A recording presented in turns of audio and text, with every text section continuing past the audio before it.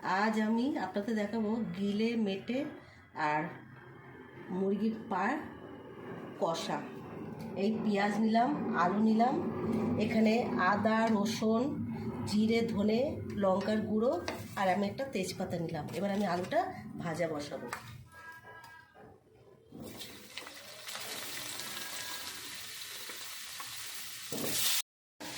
আবার আলুটা লাল লাল করে ভাজা হচ্ছে, মুখিয়ে নিচ্ছি।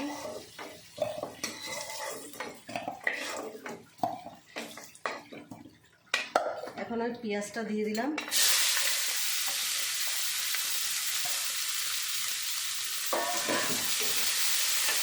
একটা তেজপাতা দিয়ে দিলাম। এখানে আদা রসুন জিরে ধনে লঙ্কার গুঁড়ো সব পেস্ট করে আমি এটা দিয়ে দিচ্ছি।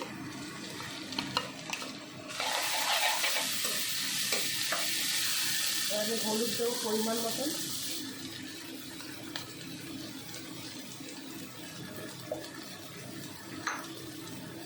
নুন দিলাম পরিমাণ মতন,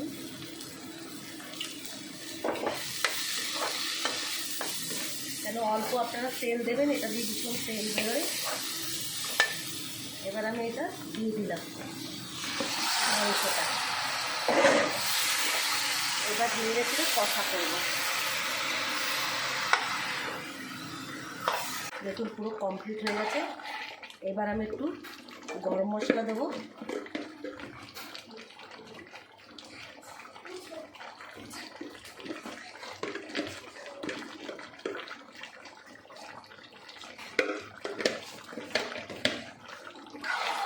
এটা আপনারা এরকমভাবে বাড়িতে বানাবেন। দেখুন কালারটা কী সুন্দর এসছে।